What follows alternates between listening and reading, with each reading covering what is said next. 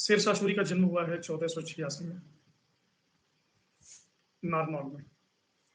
इनका मूल नाम था फरीद, पिता थे हसन खां, और इनको उपाधियां कई मिली, जैसे शेर खां, हजरत ए आला,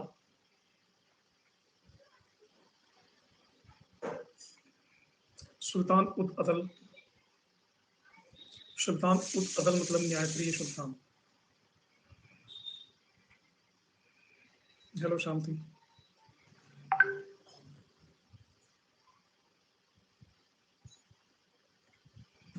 और राज्याभिषेक इनका हुआ है 10 जून 1540 में आगरा में।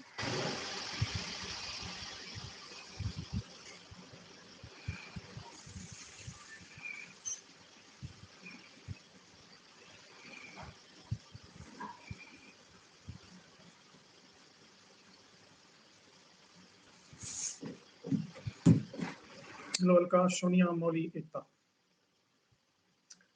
इनके बारे में डॉक्टर कानूनगो नाम के एक इतिहासकार हैं, Sher Shah and his period नाम से किताब लिखी है डॉक्टर कानून। समकालीन दिल्ली का सुल्तान जब ये राजनीतिक परिदृश्य पे आए तो बहलोल लोदी था, और उन्हीं के टाइम में इनको सहस्राम की जागीर मिली।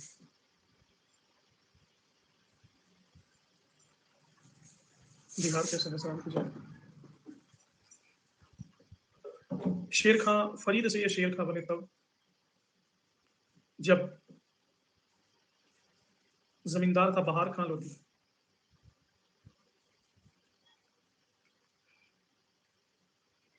इनकी इन्होंने जान बचाई, तो इसी ने इसको शेर खां की उपाधि।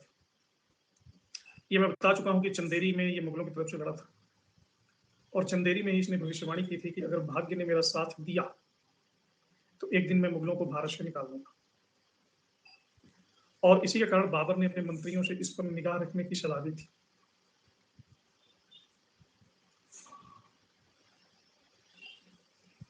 दक्षिणी बिहार में महमूद लोदी ने शेर खां को अपने साथ मिला लिया था,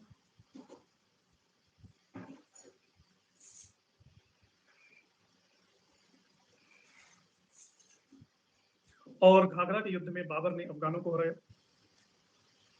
और इसी घाघरा के युद्ध में शेर शाह आ गया बाबर की शरण में।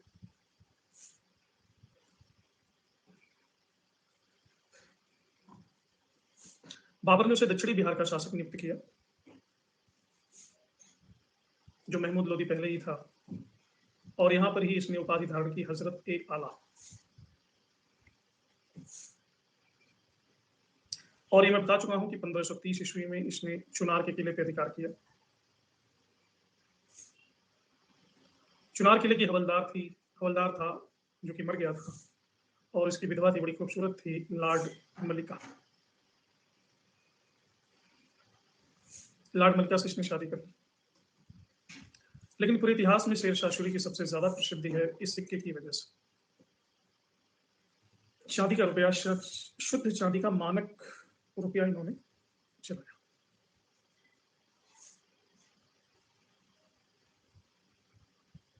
और ये रुपया आज भी भारत की करेंसी है, भारत की राष्ट्रीय करेंसी है। हाँ, ताज खां की बात थी। शेर शाह सूरी का साम्राज्य है मैप में।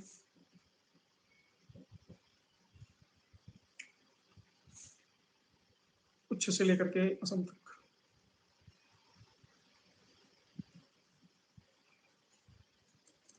शेर शाह सूरी को दूसरे अफगान वंश का संस्थापक माना जाता है। भारत में पहला अफगान वंश लोधी था।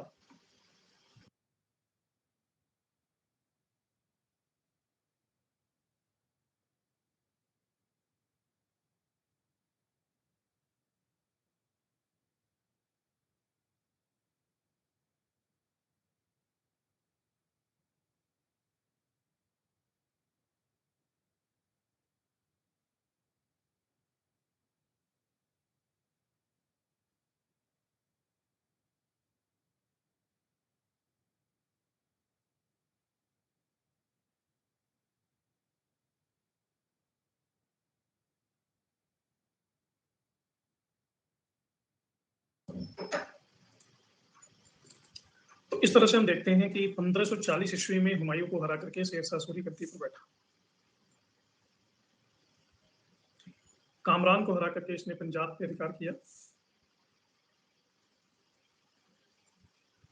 और पश्चिमोत्तर सीमा को सुरक्षित रखने के लिए रोहतास किले का निर्माण किया। बंगाल का शासक था उसमें खिज्र खां, इसको पराजित किया और नई प्रकार की शासन व्यवस्था बंगाल में इसने एक्सपेरिमेंट किया। बंगाल को 19 जिलों में बांटा गया और एक जिले के हेड को कहा गया शिकदार। प्रत्येक को एक छोटी सेना दी गई। शिकदारों के ऊपर एक नियंत्रक अधिकारी रखा गया जिसको नाम दिया गया अमीर ए बंगाल।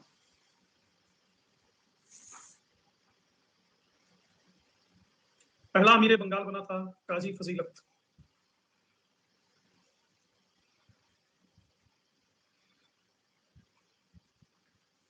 पहले पद दिया गया काजी फजीलत।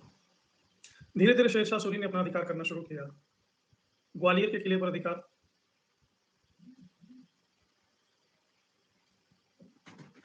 इसके बाद मांडू और उज्जैन,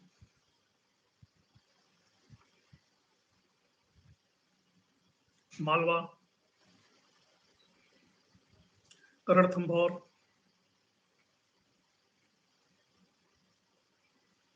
एक जगह थी रायसीन, इसकी वजह इसके माथे पर एक कलंक है। रायसीन में 1543 ईस्वी का शासक था पूरनमल।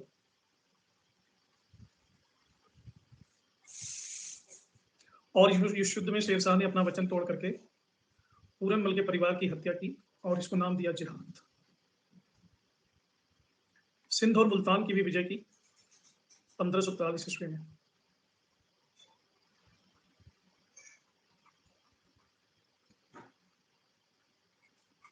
मालदेव को हरा करके मारवाड़ भी जीत लिया। मारवाड़ विजय के उपलक्ष्य में इसका स्टेटमेंट था राजपूतों की बहादुरी से प्रभावित होकर के कि मैंने मुट्ठी भर बाजरे के लिए दिल्ली का साम्राज्य अपने हाथों से खो दिया था।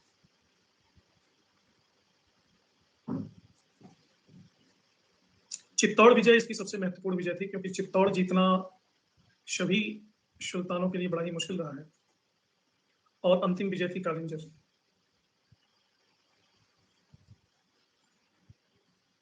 बाईस मई 1545।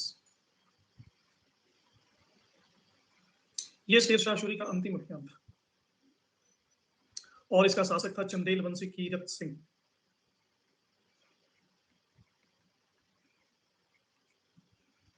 महीनों घेरा डालने के बाद जब ये किला नहीं जीता जा सका तो शेरशाह ने किले को बारूद से उड़ाने की आज्ञा दे दी और खुद बारूद के ढेर के पास ही खड़ा था।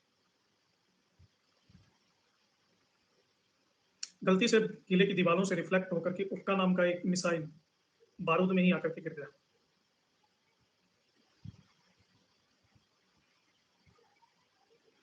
और शेरशाह बुरी तरह से घायल हो गया। आदेश दिया कि उसके जीते जी किला को जीत लिया जाए। शाम तक किला को जीत लिया गया और शेरशाह की मृत्यु हो गई। मरने के पहले उसने कहा था कि खुदा का रहम है, ये किला जीत लिया और ये मेरी अंतिम इच्छा थी। इसके बाद इसको सासाराम में ही दफन कर दिया गया। सासाराम में ये मकबरा बना हुआ है शेरशाह का।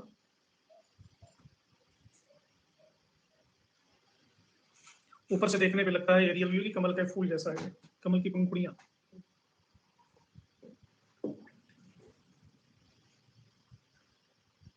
Aerial view. और गर्दन में राजपूतों की छतरियों का प्रयोग इसकी एक और विशेषता है। पानी के बीच में मकबरे बनवाना ये पहली विशेषता है। सासाराम से हो तो आप तो डेली जाते होगे मकबरे पर, बहुत बार गए होगे।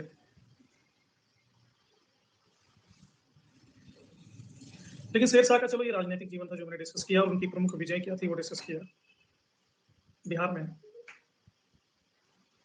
अभी भी दिख रहा है आपके घर से, फोटो खींच के मुझे शेयर कर दो, कैसा दिख रहा है।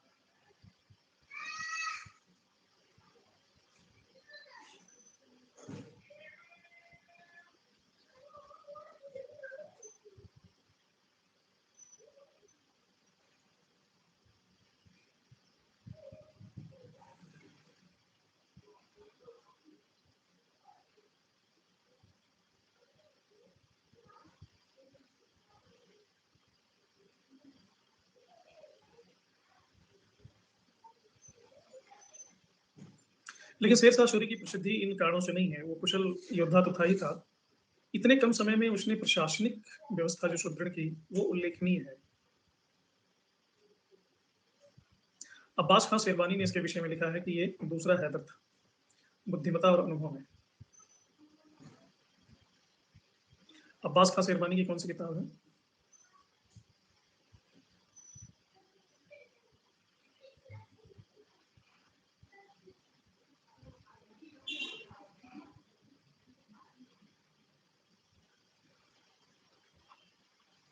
Tarikh शेरशाही,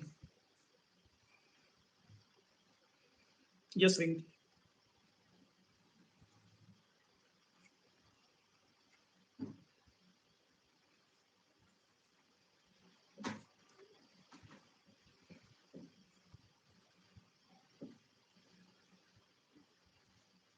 hello, Sir. Good evening, sir. Good evening. Sir, what is the difference between war and battle? And my second question is, what is the difference between Indian national movement and freedom struggle? Sorry, what is the second one was? What is the difference between? Indian national movement and freedom struggle. Okay. Yes, sir. Thank you, sir. Okay.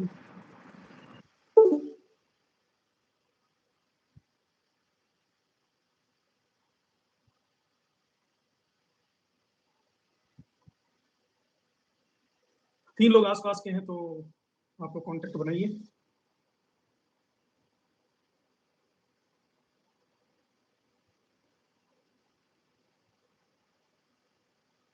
Photo तो भेजा नहीं आपने।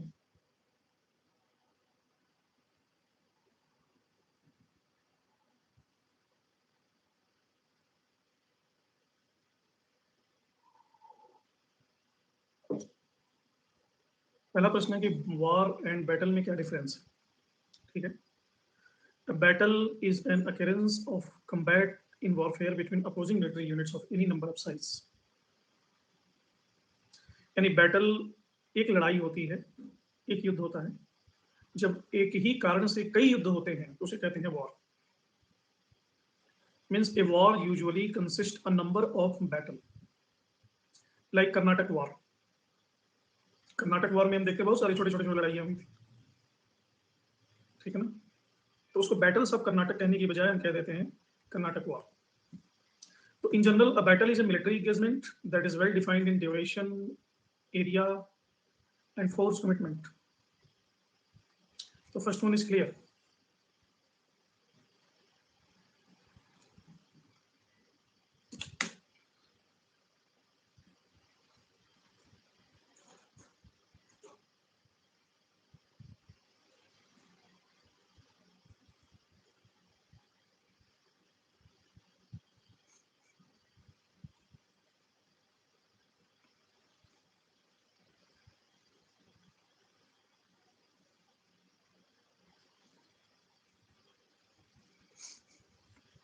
National movement and freedom struggle, इसमें भी magnitude का difference है। Freedom struggle का ये मतलब नहीं है कि ये पैन इंडिया होगा, कि नेशनल होगा। ये छोटे स्केल पे भी हो सकता है। आपने देखा होगा कि इन भारत छोड़ो आंदोलन क्रांतिकारियों ने छोटे छोटे जगहों को फ्री करा लिया था, Satara, Ballia, Midnapore, Tamluk. That was the freedom struggle. उन्होंने फ्री करा लिया उस पर्टिकुलर प्लेस को। But that was not the national movement. That may be the part of national movement, but that was not the national movement. National movement is the movement something entire nation is involved in it.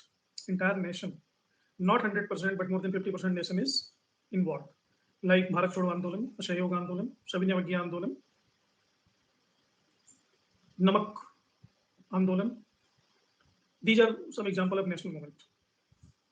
But freedom struggle is some broader term. Like you can consist, peasant movement in freedom struggle, tribal movement, casteist movement.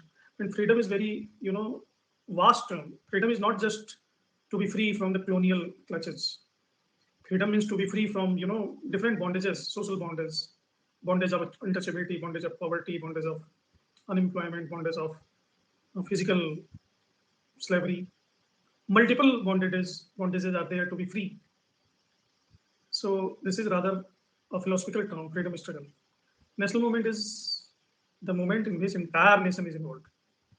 समझिए,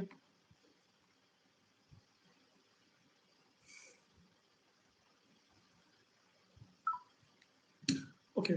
तो शेर शाह की विशेषता है इसका प्रशासन। क्या ऐसी अलग बात थी शेर शाह के प्रशासन में?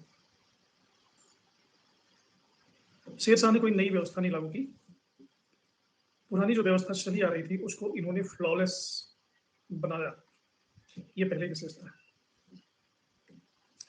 एक हिस्टोरियन हुए हैं कीन। कीन कहते हैं कि इस पठान ने 5 सालों में इतना कुछ किया है जितना मुगल और अंग्रेज भी नहीं कर पाए। स्मिथ कहते हैं कि शेर शाह अगर थोड़े दिन और जिंदा रहता तो मुगल भारतीय इतिहास में के रंगमंच में नहीं आता था। क्या इन्होंने ऐसा कर दिया? सबसे पहली बात कि ये एक ऐसा प्रशासक था जो व्यापार के महत्व को जानता था और सड़कों के महत्व को जानता था। तो इसने पर्सनल इंटरेस्ट लेकर के जीटी रोड बनवाया, grand trunk road. Grand trunk road से इसने शुरुआत की थी, जो उत्तरापथ था, चंद्रगुप्त मौर्य ने जिसको एस्टेब्लिश किया था, उत्तरापथ, दक्षिणापथ। उस सड़क को इतना बेहतरीन बनाया, हाईवे का कॉन्सेप्ट वहीं से आया, क्योंकि नॉर्थ वेस्ट से ही इंटरनेशनल रूट सिल्क रूट से मिलता था और नॉर्थ वेस्ट के थ्रू ही व्यापारी जाते थे।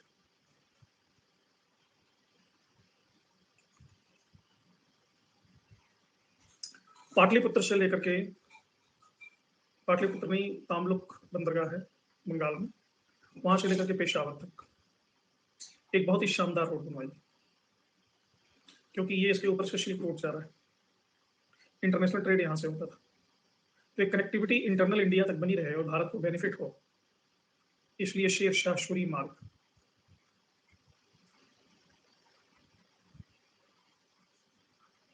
बनवाया।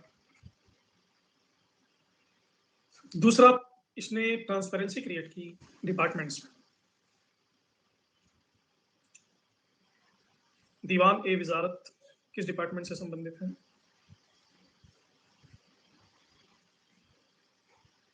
फाइनेंस।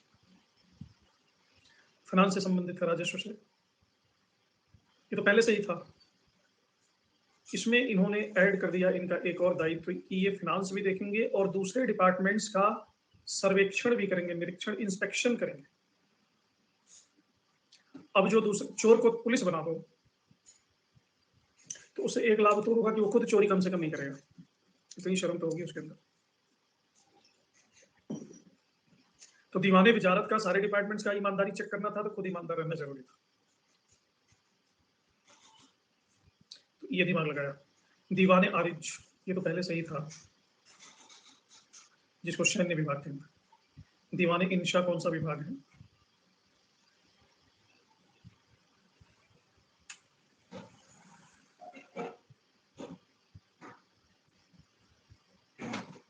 पत्राचार विभाग और सेक्रेटरीट, सेंट्रल सेक्रेटरी, सचिवालय।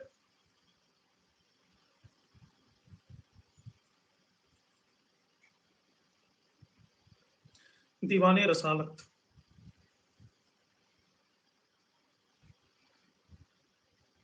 ये कौन सा डिपार्टमेंट? विदेश मंत्रालय। इसका नाम इन्होंने बदल करके कर दिया दीवाने मुहतसिब।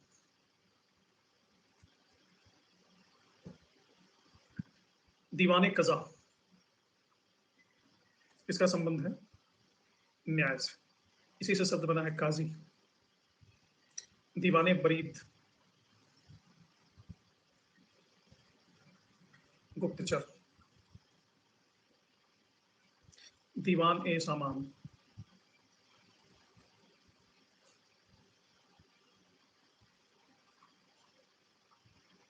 शाही परिवार का व्यवस्थापक है।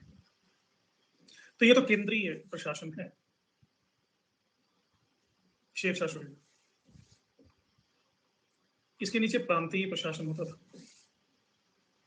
प्रांतों को कहते थे सूबा।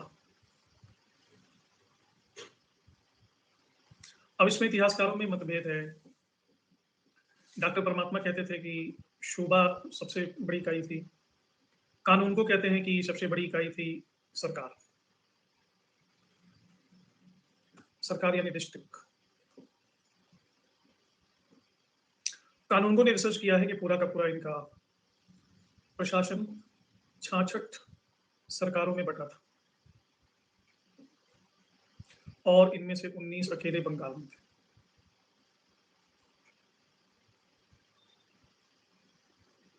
सरकार को कहते थे शिक। सरकार का मुखिया होता था शिकदार ए शिकदारान, यानी डिस्ट्रिक्ट मजिस्ट्रेट।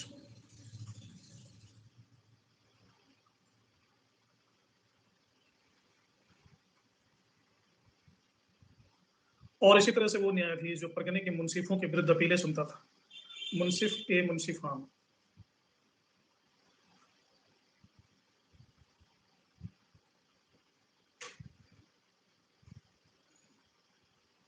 सरकार का सीधा सा मतलब है डिस्ट्रिक्ट, जिला।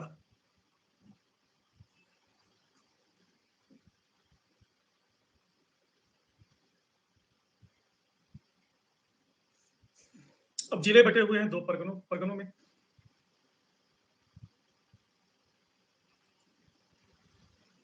और परगने का अधिकारी है, जिले का अधिकारी सरकार का यानी जिले का यानी शिक का अधिकारी है शिकदार शिकदाराम। परगने में 5 अधिकारी हुआ करते थे हर परगने में। परगने का जो हेड है तहसीलदार, इसको कहते थे सिकदार। और न्यायिक अधिकारी को कहते थे मुंसिफ। परगने का कैशियर था फौजदार। और परगने में 2 पटवारी होते थे, कारकून।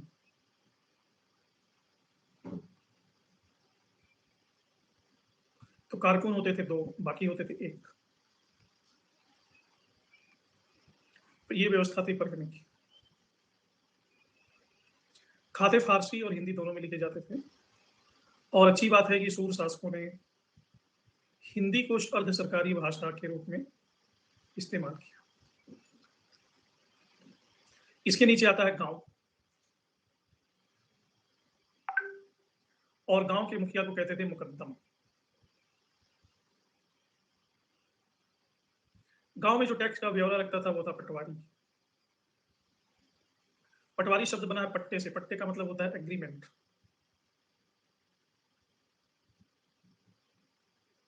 और गांव की प्रशासनिक इकाई थी ग्राम पंचायत। तो ये शासन का सुदृढ़ीकरण था। सरकार पे जो विशेष ध्यान दिया गया वो इसकी बहुत बड़ी विशेषता थी।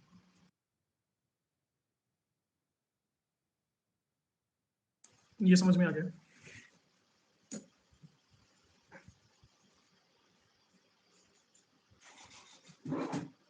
इससे ज्यादा कुछ आना नहीं।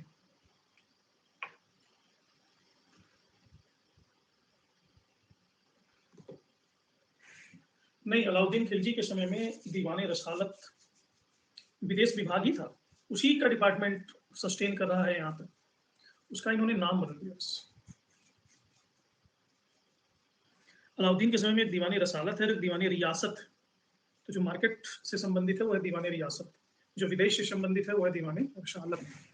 This is the difference.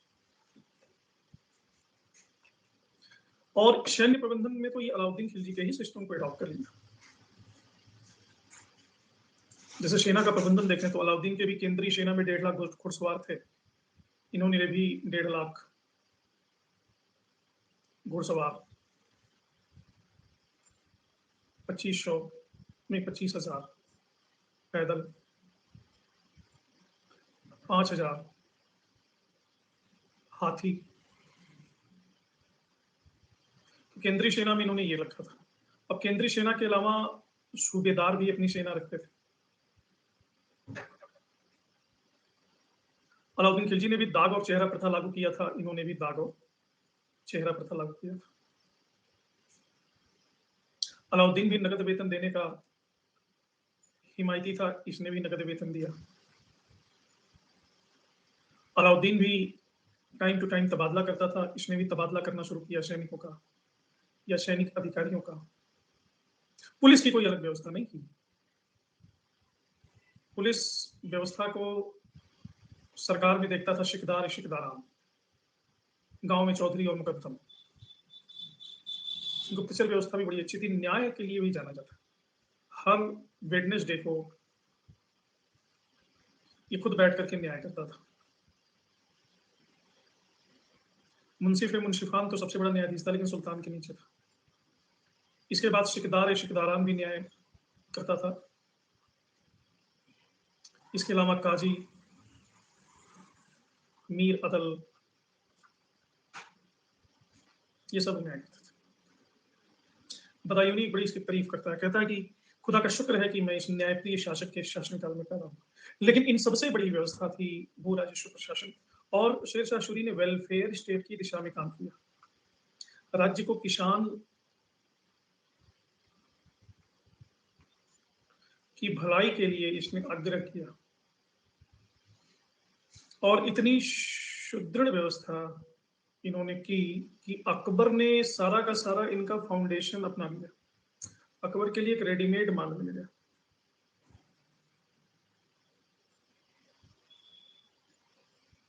उसको ज्यादा कुछ करना नहीं पड़ा। तो ये जो अकबर ने वेलफेयर स्टेट की धारणा ली है वो यहीं से ली है। इसके पहले किसी भी राज्य में किसानों की भलाई के बारे में नहीं सोचा गया, नेवर। कहीं सोचा गया तो बता दो। मोहम्मद बिन तुगलक ने सोचा था, लेकिन वो पागल था, माइंडलेस। मोहम्मद बिन तुगलक की भलाई ऐसी ही थी कि किसी को बुला करके, हरखू नाम का किसान है जिसकी शादी नहीं हुई, उसको बुला कर कहता कि मैं तुम्हारी बेटी के दहेज के लिए पैसा दे दूंगा। और वो कहता जहां पना पहले मेरी शादी तो करा दो। कहता वो तुम कर लो। फिर कहता कि शादी हो जाएगी तो बेटी होगी, कोई गारंटी है, बेटा भी तो हो सकता है। कहता तो बेटे के दहेज के लिए कर दूंगा। फिर कहता बेटा का तो दहेज ही नहीं होता। कहता अच्छा है, भागो यहाँ से, गेट आउट। मुझे कल्याण करना, तुम लोग कल्याण करने नहीं देते। दीवाने को ही खोल लिया, कहा कि जो फसल गर्मी में होती है, जो जाड़े में होती है, जो बरसात, सब तीनों एक साथ बो दो। बिना मौसम के फसल बो दिया गया। जो फसल होनी चाहिए थी वो भी नहीं हुई। सिकंदर लोदी ने भी किसानों के बारे में सोचा था, लेकिन सिकंदर लोदी व्यापारियों के बारे में ज्यादा सोचता था, किसानों के बारे में कम। और उसकी कट्टरता ने उसको बर्बाद कर दिया। मैंने बहुत समझाया था उसको।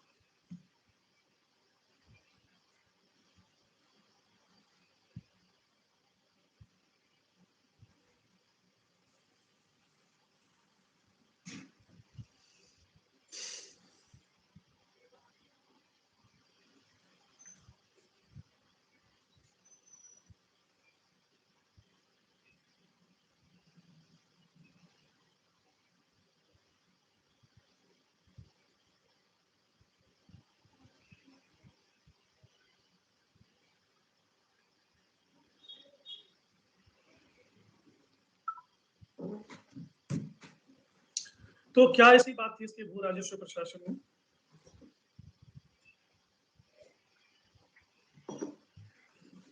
सबसे पहले इसने दलालों को पकड़ पकड़ के योगी आदित्यनाथ की तरह गोली मरवाई।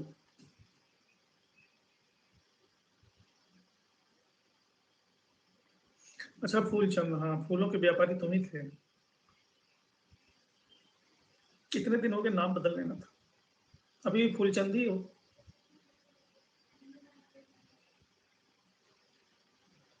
एक फिल्म आई थी, आप लोगों ने देखा होगा, क्या कहना, किसने देखा है?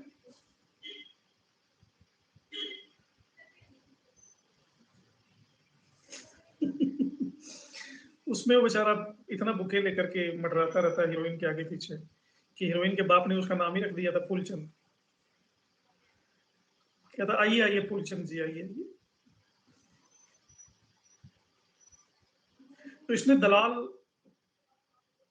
को कहता है कि शरारती लोग अपने खजाने से कभी पैसे खर्च नहीं करते, वे अपने अधीन रहने वाले कमजोर और गरीब किसानों से जबरदस्ती धन ले लेते हैं। नहीं, तुमने थे।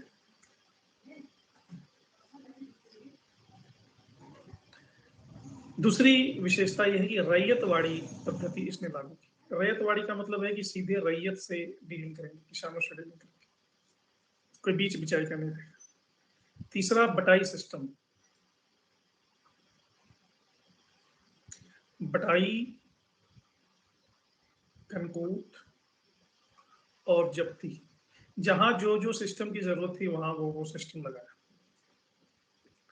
ये तीनों व्यवस्था क्या होती है? बटाई का मतलब है कि भू राजस्व का आकलन करके ले लिया जाए। कनकूत का मतलब होता है कि अनुमान लगा करके।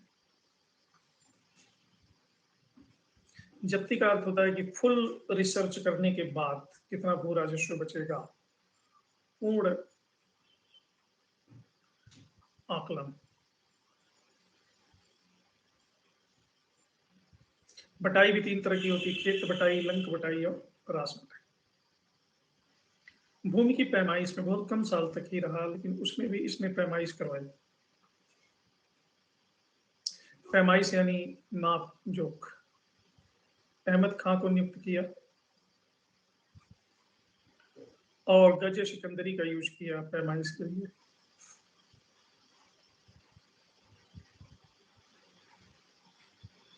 भूमापन बीघा में किया गया, यानी 1 बीघा बराबर 3600 गज स्क्वायर।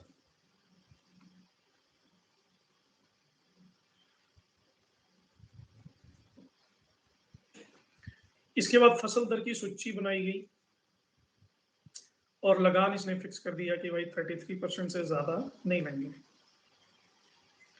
मुल्तान वाले कहने लगे अरे हम तो बड़े गरीब हैं, हमें तो कुछ मिलता ही नहीं, कुछ होता ही नहीं, बारिश ही नहीं होती। तो मुल्तान को स्पेशल छूट दे दिया कि आपसे 1/4 भाग लेंगे। लगान अनाज में भी लिया जाने लगा, नकद में भी लिया गया। खासकर जो फसल जल्दी खराब हो जाती थी उसकी अदायगी नकद में। और किसानों को शायद इतिहास में पहली बार ऐसा हुआ है कि 2 बार किसान अपना लगान जमा करवा सकते थे। शेरशाह सूरी का इसमें सबसे स्पेशल कंट्रीब्यूशन है पट्टा और कबूलियत।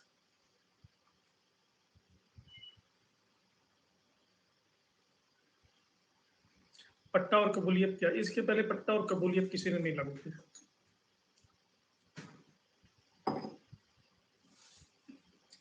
पट्टा और कबूलियत है एग्रीमेंट, राज्य और किसान के बीच। किस चीज का एग्रीमेंट? पट्टा होता है एक दस्तावेज जिसको राज्य लिख देता है कि जिस किसान के पास जितनी भूमि है उसमें राज्य का हिस्सा इतना है और राज्य इस भूमि में से इतना प्रोडक्शन का टैक्स लेगा और किसान इसको एक्सेप्ट कर लेता है, सर झुका करके कबूल कर लेता है, यानी इस पर सिग्नेचर मार देता है।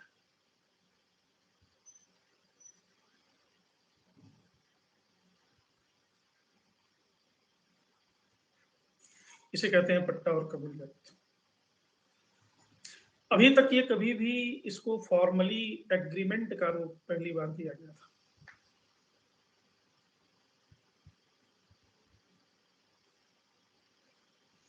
लगान की वसूली या तो मुकद्दम करते थे ग्राम प्रधान और या तो किसान खुद भी बिना किसी वसूली के ही स्वेच्छा से जाकर के जमा करवा सकता था। चूंकि इतनी ट्रांसपेरेंसी इसने क्रिएट की तो सर्वेक्षण करना होता था, उसमें भी पैसा लगता था। भूमि का नाप जोख, उसके लिए भी एक्सपर्ट रखने पड़ते थे। तो हर किसान से जो भूमि का सर्वेक्षण करवाता था उसके उपज का 2.5% ले लिया जाता था, जिसे कहा गया जरीमाना।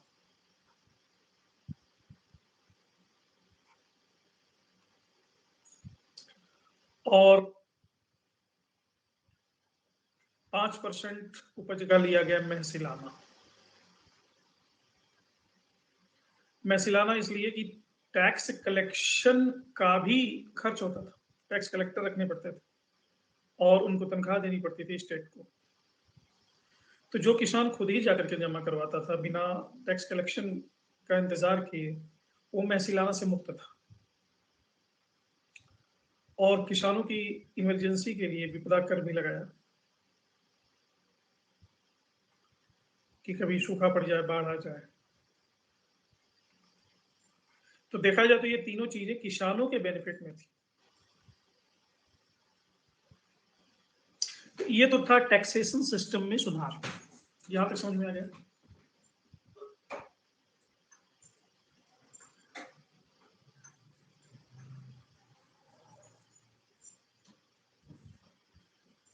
इसके बाद है मुद्रा प्रणाली में सुधार।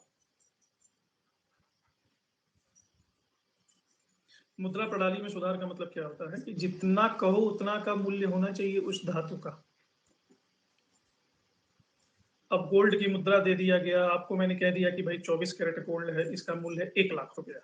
आप तो बड़े खुश हो गए, खुश होकर घर लाए, बेटी की शादी की, उस गोल्ड का उसका गहना बनवाया, बेटी की विदाई कर दी, सासू माँ सुबह उठी, सारा जांच पड़ताल करने लगी क्या क्या लाई है घर से बेटी। अच्छा ये लाई है सोने का हार, ओ वेरी गुड। दूसरे दिन चुपके से सोने का हार लेकर के सुनार के पास जाते, सुनार कहता है ये तो 16 कैरेट का है, 24 कैरेट का तो है ही नहीं।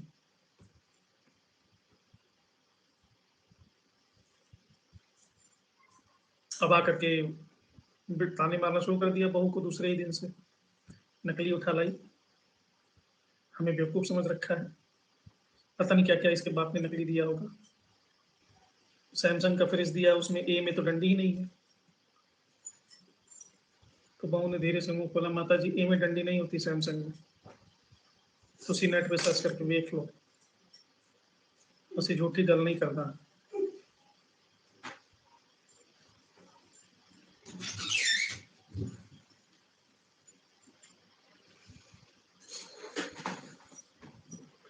शेर शाह सूरी में बेस्ट फ्यूचर के लिए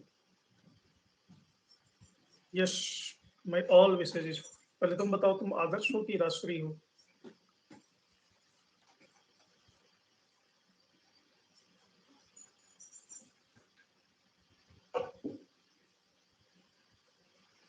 हाँ सुशील जी शादियों की तैयारियां कर रहे हैं इसलिए इनको पता है।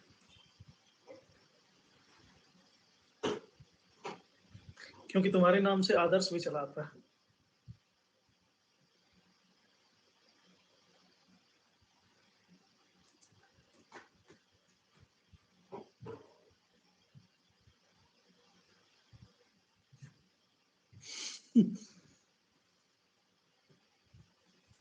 गोबर गणेश।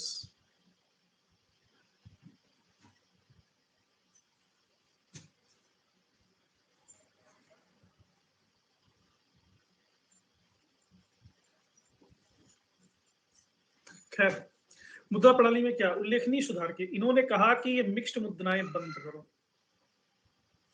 और अगर सोने की मुद्रा चला रहे हो तो शुद्ध सोने की, चांदी की तो शुद्ध चांदी की, तांबे की तो शुद्ध चांदी की, और उसका तौल और उसका आकार ये दोनों डेफिनेट होने चाहिए।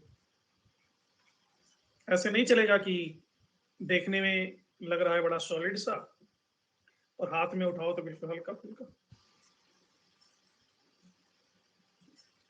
तो मुद्रा विशेषज्ञों ने कहा कि सारा कुछ आपने बता ही दिया तो इनका नामकरण भी आप ही कर दो, हम तो यहाँ वेले बैठे हैं, हमें थोड़ी ना कुछ आता जाता है। सेब सर ने कहा लिख, सोने के सिक्के का नाम रहेगा अशरफ।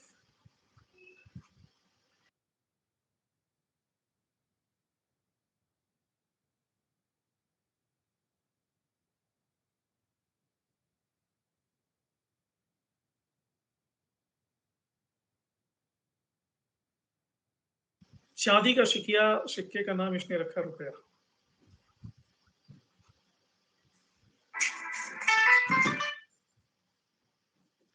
तांबे के सिक्के का नाम रखा दाम।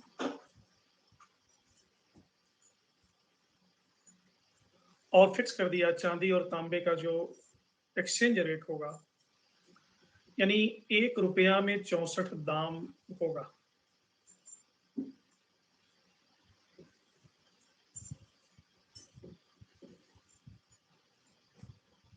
ठीक है,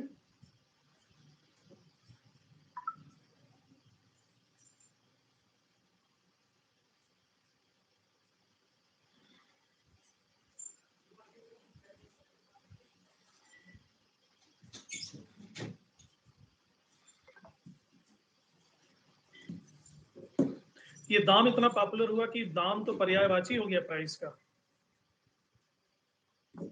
अभी लोग पूछते हैं इसका क्या दाम है। दाम में कम, काम में दम।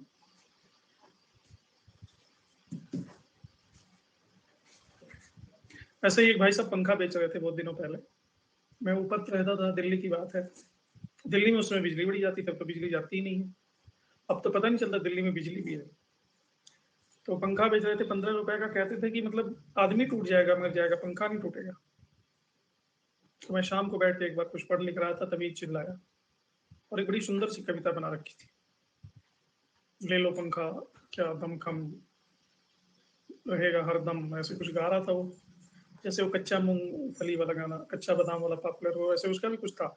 तो मैं रेलिंग से नीचे देखा कहाँ है, मैं रुक जाओ भाई रुक जाओ, मैं आता हूँ। उसका गाना सुन के आकर्षित हुआ, मैं कहा एक पंखा हमको भी दे दो। 15 रुपए का एक पंखा, बेना कहते हैं हमारे यूपी में, बेना ऐसे बीच में बांस की एक होती है, ऐसे ऐसे लेके आए। पहले ही दिन टूट गया। वो कहता था आदमी टूट जाएगा, पंखा नहीं टूटेगा। मैं कहा इतना बड़ा फ्रॉड, सफेद झूठ बोलने वाला आदमी मैंने देखा ही नहीं। उसके अस्थि पंजर निकल गए। दूसरे दिन फिर वो आया, वही बोल रहा है, सेम डायलॉग। मैं तो आग बबूला, मैं फटाफट नीचे उतरा, मैं कहा ये देखो, हाथ पैर सारे इसके निकल गए, सारे टूल बाहर हो गए। इतना झूठ बोलते हो कि पंखा मतलब जिंदगी भर चलेगा। अरे मरोगे तो चिता को अग्नि नहीं जलेगी, चिता तुम्हारी जलेगी नहीं। इतना झूठ मत बोलो कि यमराज भी शर्मा जाए, यमराज का भैंस भी सोचने लगे कि मैं भी गोरा हूँ। कहा बाबूजी आपको पंखा झलने आता है? मैं कहा अच्छा, मुझे पंखा भी झलने नहीं आता, कैसे झलते हैं? कहा पंखा आपने तो ऐसे उठा के ऐसे शुरू कर दिया होगा। मैं कहा ऐसे ही झलते, कहा ऐसे नहीं झलते हैं। पंखा को ऐसे पकड़ो और सर को हिलाओ, फिर वो कभी नहीं टूटेगा। तो सोचो मेरी क्या दशा हुई होगी। मैंने कुछ नहीं बोला, मैंने उसके भग्नावशेष वहीं पे छोड़े और चुपचाप मैं ऊपर चढ़ाया और बालकनी को बंद कर दिया। अब कुछ भी बोलना व्यर्थ है।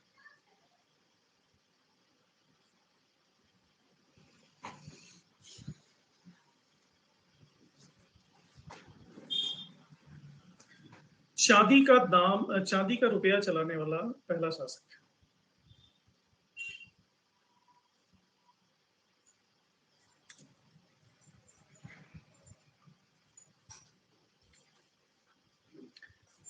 प्रशासन तो एक ही है, एक आध लोगों ने उसमें मॉडिफिकेशन किया है, तो मिक्स कैसे हो जा रहा है? और दूसरी बात है, मिक्स होने दो। ओवर पर्टिकुलर होके मत सोचो कि ये कहीं मुझे भूल न जाए, कहीं मुझे भूल न जाए। आपने बस वहां पहचान करनी है। जब आपको क्वेश्चन पूछा जाएगा तो 4 ऑप्शन रहेंगे, उनमें से एक ऑप्शन को पहचानना है बस, वहां याद नहीं करना है। तो मोटा मोटी 1-2 बार अगर देखा है तो इतनी पहचान तो हो ही जाती है।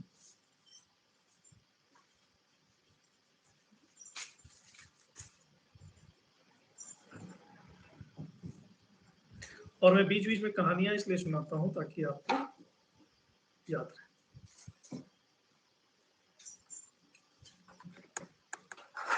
नहीं तो शादीशुदा व्यक्ति कहानी सुनाने योग्य बचता है।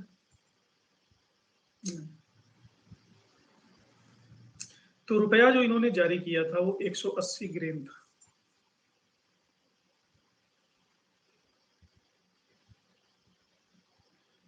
और इस पर अरबी और देवनागरी दोनों लिपियों में लिखा शेर शाह का नाम। ये देखो यहाँ लिखा हुआ है, ये रुपया है।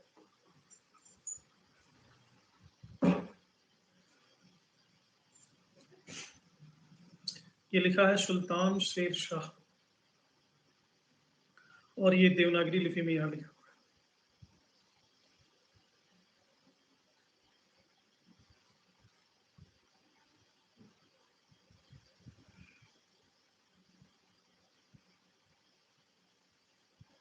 यहाँ पे कलमा लिखा हुआ है, ला इलाहा इल्लल्लाह मुहम्मदुर रसूलुल्लाह।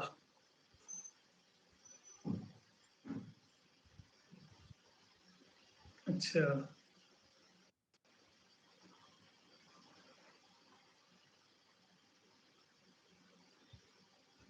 पीछे बैक साइड में कुछ सिक्कों पर, सभी में नहीं, 4 खलीफाओं के नाम भी अंकित होते थे, अबू बकर, उमर, उस्मान, अली।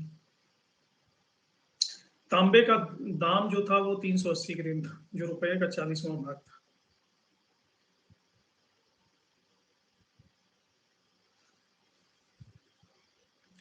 अब ये दाम, ये तो रुपया था, रुपया और दाम इतना पॉपुलर हो गया पब्लिक में, भारत की पब्लिक में, क्योंकि शुद्ध था वो ना। उसको सुनार को दे दो तो भी वही रेट मिलेगा, लोहार को दे दो तो भी वही रेट मिलेगा। और सबसे बड़ी बात की बेटी की शादी में दे दो तो सासू ताने नहीं मारेगी।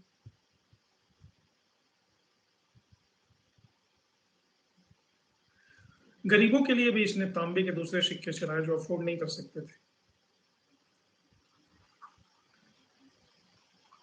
अधेला,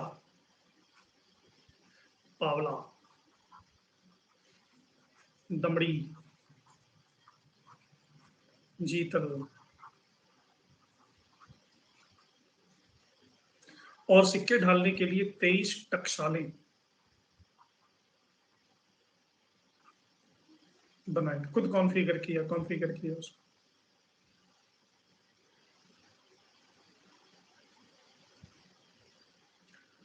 और ईस्ट इंडिया कंपनी जब भारत में आई,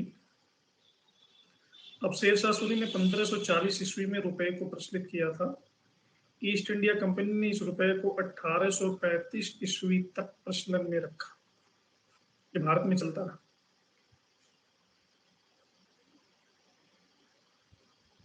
हाँ, दमड़ी अधेला मेरे भी बचपन में मैंने सुने हैं ना। तो यही कंट्रीब्यूशन है इनका कि मिश्रित धातु के सिक्के बिल्कुल बंद करवा दे, बिल्कुल बंद करवा दे। रुपया तो आपने देखा, दाम नहीं देखा, तो क्या देखा? ये दाम।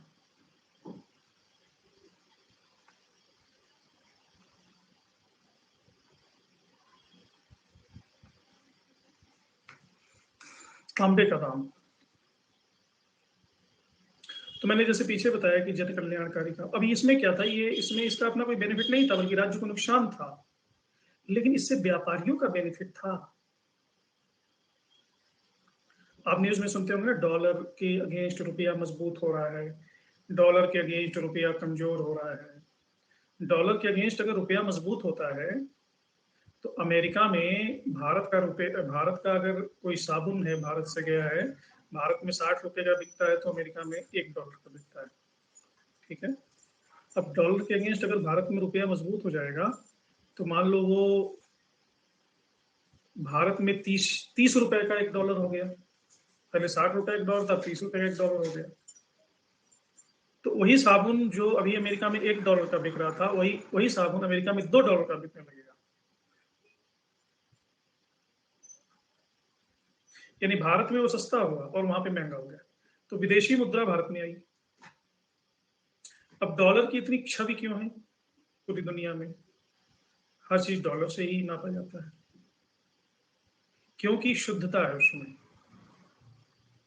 तो शेर शाह सूरी ने ये जो शुद्धता अडॉप्ट की थी, वो व्यापारियों के हित में थी। जो इंटरनेशनल ट्रेड करेंगे व्यापारी, वहां पे उनको इफ और बट नहीं रहेगा। वो सीधे बोलेंगे रुपया है, और व्यापारी तुरंत उसको उतना ही मूल्य में स्वीकार कर लेगा जो मूल्य का वो दावा करेंगे। वो बोलेंगे दाम है। ये बुद्धिमानी एक शेर शाह सूरी ने दिखाई है पूरे इतिहास में, और दूसरा विजयनगर के शासकों ने दिखाई है पूरे इतिहास में। विजयनगर के शासकों ने वाराह और फड़म, ये 2 सिक्के निकाले थे, और एक इल्तुतमिश ने दिखाई थी, तीसरा तो मैं भूल ही गया। ये इंटरनेशनल लेवल के व्यापारियों के हित में था। अब विजयनगर के सिक्कों को पुर्तगाली भी यूज करते थे, पैगोडा के नाम से। विदेशी भी यूज करते थे।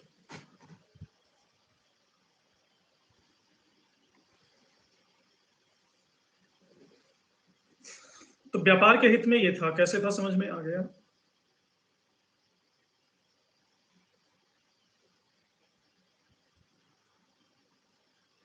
नहीं तो पता ही नहीं चलता है कि सिक्के शुद्ध धातु के हैं, अशुद्ध धातु के हैं। सानों की फर्क पैदा है, शुद्ध धातु अशुद्ध धातु। What is this?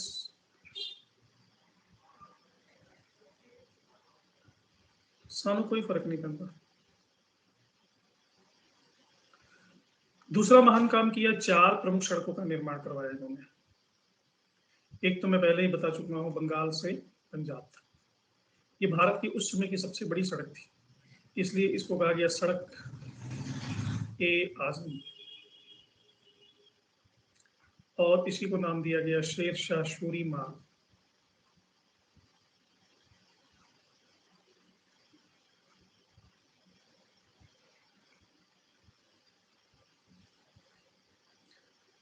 British governor था ऑकलैंड, उसने इसका नाम रख दिया grand trunk road, GT road. सानू पंजाबी विच कहंदे मैनू सानू, सानू मतलब हमें, मैनू मतलब मुझे, तुसी मतलब तुझे, अस्सी मतलब हम सबको।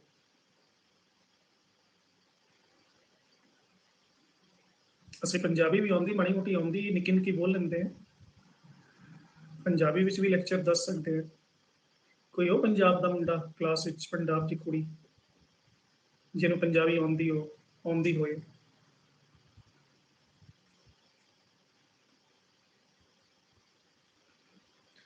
तो आगरा तो इस समय कैपिटल था, आगरा से ही होकर गुजरती थी।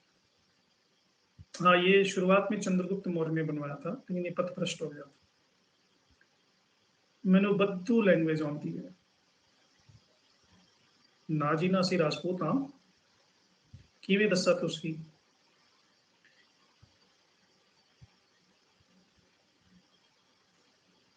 हाँ, दिल्ली वालों में भी निक्की माड़ी मोटी पंजाबी आती है। अद्धी दिल्ली तो पंजाबियां तो बड़ी है।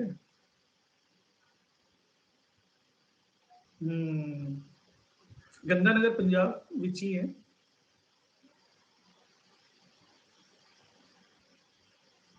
नहीं नहीं, कनकूत इज समथिंग यू नो, लगान का जो असेसमेंट कनकूत में किया जाता था वो अनुमान के आधार पर किया जाता था, और बटाई में लगान को अनुमान के आधार पर ही बांट दिया जाता था, फील्ड में या अनाज को या खलिहान में फसलों को।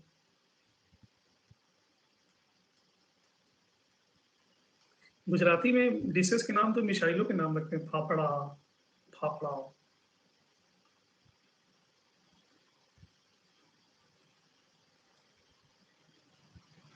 मकबरा सभी लोग जीवित रहते हुए बनवाते हैं, मरने के बाद कौन बनवाता है मकबरा? राजस्थान के बॉर्डर पे है ना।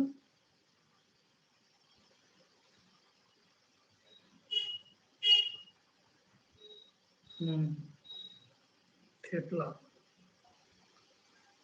हरियाणवी तो बड़ी गजब की लैंग्वेज है।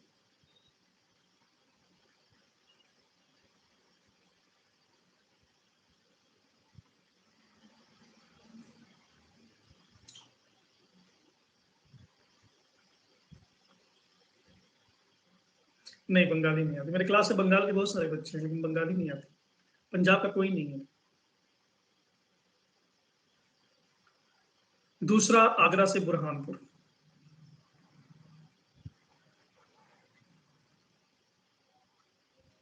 तीसरा आगरा से चित्तौड़।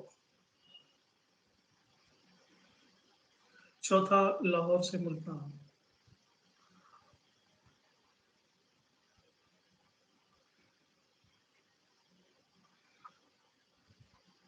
ये 4 सड़कें बनाए। और ये सड़कों के किनारे जो छायादार वृक्ष लगाने का कॉन्सेप्ट था, वो इसी का है। आज भी गवर्नमेंट इसको फॉलो कर रही है, गडकरी साहब और पहले भी शीला दीक्षित।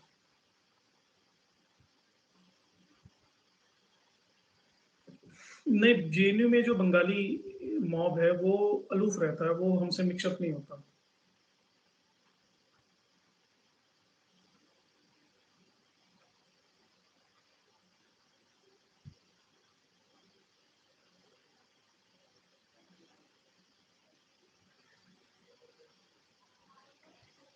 हाँ, नंदलाल।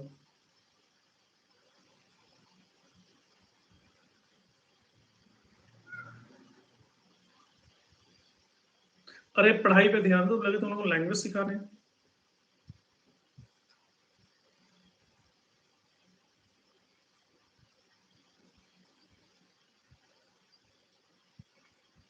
दूसरा, सराय का निर्माण करना भी एक दूरदर्शी निर्णय था, और इतने से ही कम समय में इसने 1700 सराय का निर्माण किया और सराय को सिकदार के अधीन रखा। सिकदार किसका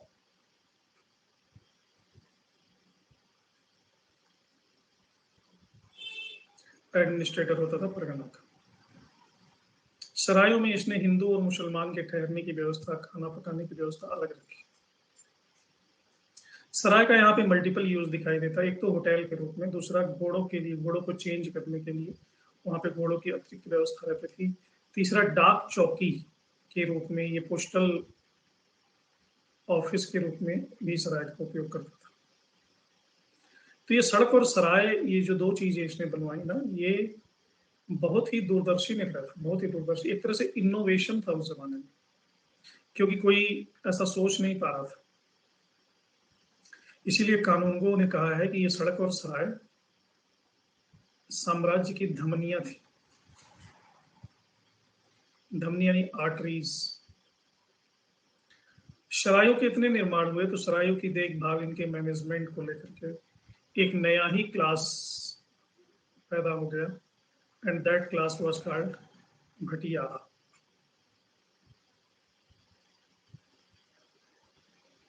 जो जैसे कायस्थों का जन्म हुआ था लेखन कार्य को लेकर के ना, उसी तरह से भटियारा का जन्म हुआ सराय को लेकर के।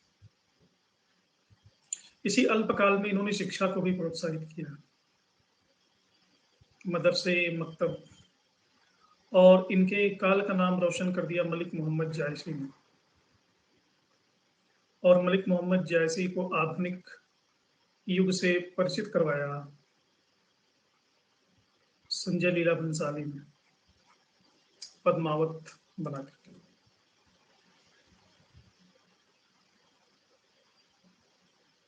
शेड यही होता है।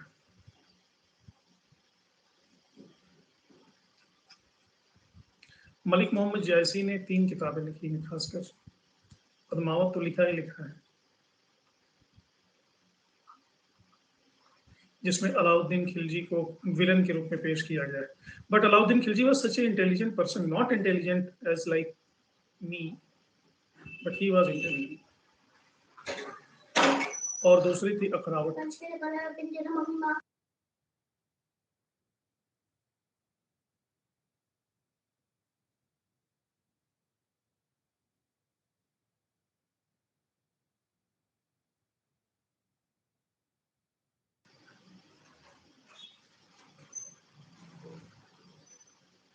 और तीसरा था आखिरी कलाम।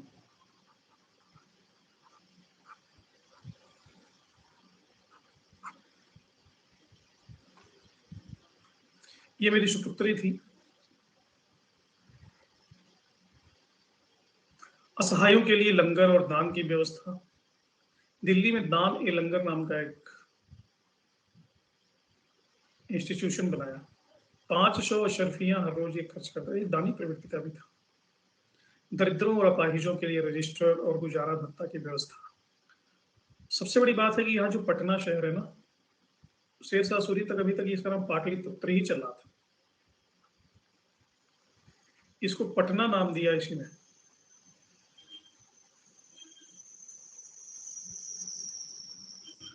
और अकबर को बड़ा श्रेय दिया जाता है हिंदू और मुस्लिम संस्कृतियों के समन्वय के लिए, लेकिन इसका ये मकबरा हिंदू और मुस्लिम संस्कृति के समन्वय का प्रतीक है। यहीं से आर्किटेक्चर में ये दोनों एलिमेंट्स को शामिल किया गया। कोई बात नहीं, एक तक क्या हुआ, बोल दिया तो ऐसा कुछ तो बोला नहीं तुमने। देखो, मैं इतना क्रोधी व्यक्ति और खड़ूस व्यक्ति नहीं हूं कि मैं छोटी सी बात पे इशू बनाऊंगा। और 2-4 बात बोल भी दोगे तो कोई बात नहीं, बस गाली बस मत देना, बाकी सब चलता है।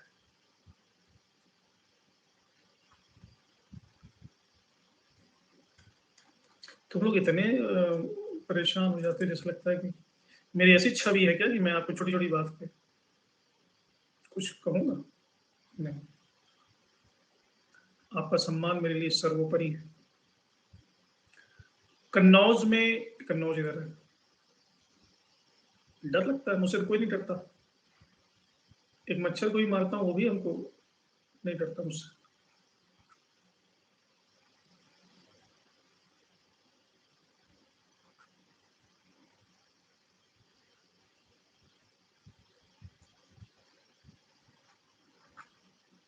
डरो नहीं, रिस्पेक्ट इज डिफरेंट थिंग, डरना is different thing, don't get afraid. और हमारे आप में बस थोड़ा सा यही अंतर है कि मैं स्टेशन पे पहुंच गया हूँ, आप ट्रेन में बैठे हो, और कोई अंतर नहीं। कल को आप भी स्टेशन पे पहुंच जाओ, that is not a big deal. आपका भी नेट हो जाएगा, JRF हो जाएगा, PhD कर लोगे, प्रोफेसर बन जाओगे, शादी कर लोगे, इतने का तो पहले ही हो चुका है।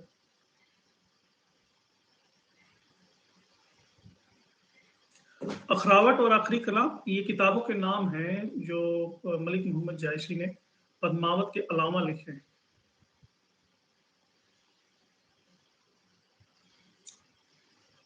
कनिंघम ने इसके मकबरे को ताजमहल से भी श्रेष्ठ माना है, और कनिंघम कहता है कि ये तुगलकी सादगी और शाहजहां के सौंदर्य के बीच की कड़ी है। और हुमायूं ने दीन पनाह बनाया था, दीन पनाह को तोड़ करके इसने पुराने किले का निर्माण किया। ये शेरशाह का साम्राज्य। किला कूना मस्जिद छठी दिल्ली शेरगढ़ का निर्माण, जो अभी पुराना किला है दिल्ली में, वो इसी ने बनाया। कन्नौज को नष्ट करके शेर शोर नगर बनवाया, और टोडरमल की सहायता से इसने रोहतासगढ़ का किला भी बनवाया। इसी के समय में मेहदवी आंदोलन हुआ था। इसके बाद इसके उत्तराधिकारी आते हैं, जिनके बारे में हम अगली बार बात करेंगे, क्योंकि वो थोड़ा सा डिटेल में बात करना होगा। पुराना किला में एक बार मैं गया हूं, ज्यादा मैं गया नहीं हूं। पटना की कंडीशन का कारण नहीं, पटना का नाम इसने बदला।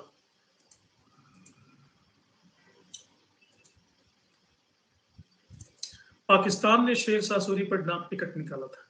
ये हीरो है भारत का, और पाकिस्तानी डाक टिकट निकाला है।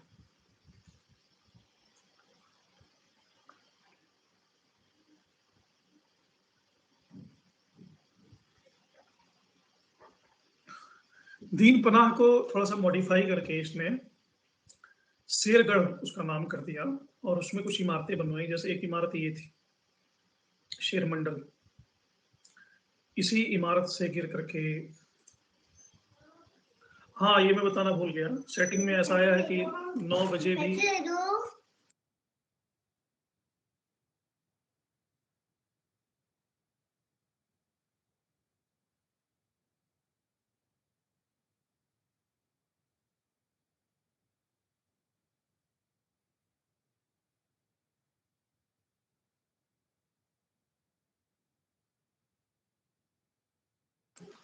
बच्चों को कुछ पता नहीं चलता क्लास चल रही क्या चल रहा है।